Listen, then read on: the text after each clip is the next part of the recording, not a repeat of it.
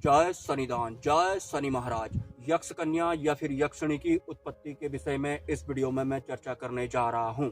हालांकि अप्सराओं या फिर योगिनियों की उत्पत्ति के विषय में मैं फिर कभी और वीडियो बनाऊंगा। यक्षराज या फिर यक्षिणी जिनकी सिद्धि हम प्राप्त करना चाहते हैं, सूक्ष्म जगत की ये शक्तियाँ लगभग हर लोक में विचरण करती हैं। अगर मैं यक्ष कन्या या फिर यक्षिणी के मूल स्वरूप की बात करूं, तो वास्तव में उनका मूल स्वरूप 19 वर्षीय कामुक स्त्री की तरह होता है। मतलब मृत्यु तक वो कौमार्य अवस्था वाले स्वरूप के साथ ही सर्वाइव करते हैं। इसके अलावा मोस्टली यक्ष कन्याएं पत्नी रूप में या फिर मित्र के रूप में ही सिद्ध होना पसंद करती हैं। माता के रूप में सिद्ध होना कम पसंद करती हैं, क्योंकि उनको स्वरूप ही ऐसा दिया गया है, कामुकता वाला और कौमार्य अवस्था वाला।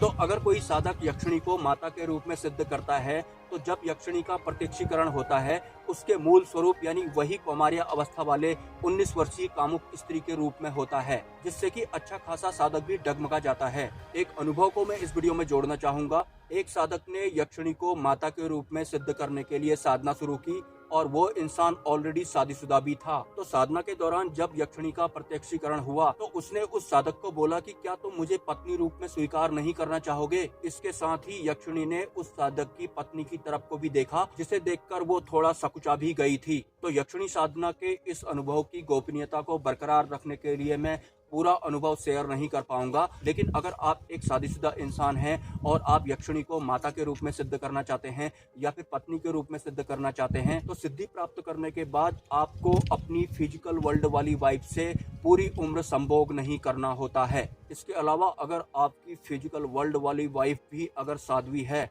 तो फिर बहुत अच्छी बात है। इसके अलावा यक्ष कन्या द्वारा मुझे बोली गई एक लाइन भी मैं इस वीडियो में शेयर करना चाहूंगा। तो जब मुझे एक यक्ष कन्या का प्रत्यक्षीकरण हुआ था, तो जब मैंने यक्ष कन्या से उसके बारे में कुछ पूछा, तो उसने मुझे बोला कि अभी तो मैं यक्ष लोक में सर्वाइव कर रही हूँ, मुझे नहीं पता कि पूर्व जन्म में मैं किस लोक में थी या फिर किस लोक में मेरा अगला जन्म होगा। बस इससे ज्यादा मैं नहीं बता पाऊंगा। इस लाइन का सीधा सा मतलब ये भी है कि यक्ष कन्याओं की भी मृत्यु होती है और उन्हें भी हम इंसानों की तरह अपना पूर्व जन्म याद नहीं रहता और उन्हें अगले जन्म के बारे में भी कोई ज्ञान नहीं होता। लेकिन यक्ष कन्याएं भी अपने ऊर्जा के हिसाब से अलग अलग स्तर की होती हैं। अब बात करते हैं यक्ष कन्या की उत्पत्ति कैसे हुई थी, या फिर उनका स्वरूप 19 वर्षीय कन्या की तरह क्यों होता है। तो धन के भगवान कुबेर महाराज की 2 संतानें पैदा हुई थी। एक संतान थी रक्ष यानी कि राक्षस, और दूसरी संतान थी यक्ष।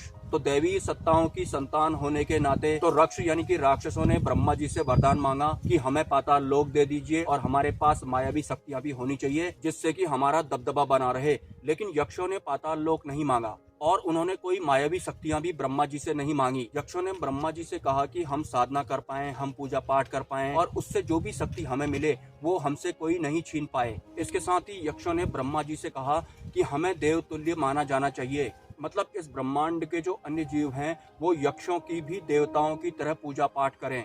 और अभी तक मैंने आपको यक्षराज और रक्षराज के बारे में बताया है, मतलब इनके मेल वर्जन के बारे में बताया है। अब बात करते हैं यक्ष के फीमेल वर्जन यानी कि यक्षिणी की, जो कि बहुत ही ज्यादा कामुक और आकर्षक होती हैं। तो माता सती के चले जाने के बाद भगवान शिव ने तीनों लोकों के बारे में सोचना भी छोड़ दिया था और वो सिर्फ अपने तप में ही लगे रहते थे। तो ऑलमोस्ट सभी देवी देवताओं ने भरपूर कोशिश की कि किसी भी तरह से भगवान शिव का जप तप तोड़ा जाए, ताकि वो सृष्टि के संचालन में पहले की तरह काम कर पाएं। लेकिन उनके द्वारा किए गए सभी कृत्य फेल हो जाया करते थे। तो उसके बाद माता पार्वती का आगमन होता है, क्योंकि भगवान शिव के संकल्प के हिसाब से हर जन्म में माता सती को ही वो पत्नी रूप में प्राप्त करना चाहते थे। हालांकि ये बात ब्रह्मा जी को पहले से ही पता थी, लेकिन माता पार्वती के सम्मुख होने के बाद भी भगवान शिव का जप तप नहीं टूट रहा था। तो भगवान शिव की तपस्या भंग करने के लिए ब्रह्मा जी ने माता पार्वती में कामुकता डाल दी, ताकि माता पार्वती अपनी काम शक्ति से भगवान शिव की तपस्या ही भंग कर दे। लेकिन माता पार्वती ने ऐसा नहीं किया और उन्हें ये भी पता था कि ब्रह्मा जी ने ही उनके भीतर काम वासना डाली है।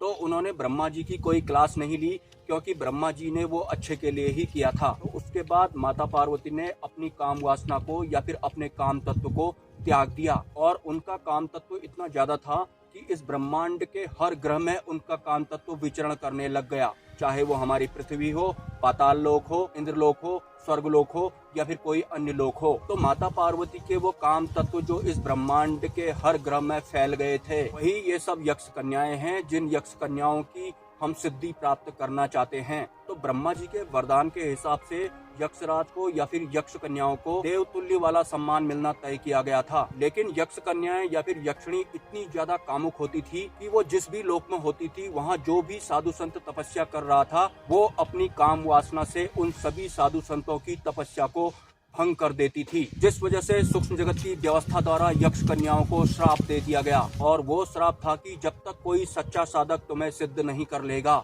तब तक तुम्हें देवतुल्य वाला सम्मान नहीं मिलेगा। तो उस श्राप की वजह से यक्ष कन्याएं हमारे लोक में या फिर किसी अन्य लोक में आज भी विचरण कर रही होती हैं और एक सच्चे साधक की तलाश कर रही होती हैं। और अगर कोई सच्चा साधक उन्हें सिद्ध कर लेता है, जिससे कि उनका वो श्राप दोष भी खत्म हो जाए, मतलब वो देवता तुल्य बन जाएं, तो यकीनन ऐसे उच्च स्तरीय साधक से यक्षिणी सिद्ध होना पसंद करती है। और अगर कोई खुराफाती साधक यक्षिणी को सिद्ध करने की कोशिश कर रहा है, तो खुराफाती साधकों की वाट लगाने में यक्षिणी 1 सेकंड का टाइम भी नहीं लगाती है। इस लाइन को आपको भूलना नहीं है। वो दैवीय शक्तियों के तत्व हैं, माता पराशक्ति के ही तत्व हैं। तो आपको बिल्कुल भी इस गलतफहमी में नहीं रहना है कि कोई यक्षिणी अगर नग्न अवस्था में आपको अपना प्रत्यक्षीकरण दे रही है, काम वासना के साथ आपको अपना प्रत्यक्षीकरण दे रही है, तो आपको भी उसी काम वासना में बह जाना है। अगर आप यक्षिणी को देखकर कामुक हो गए, तो यकीनन आपकी साधना भंग कर दी जाएगी और आप यक्षिणी की नजर में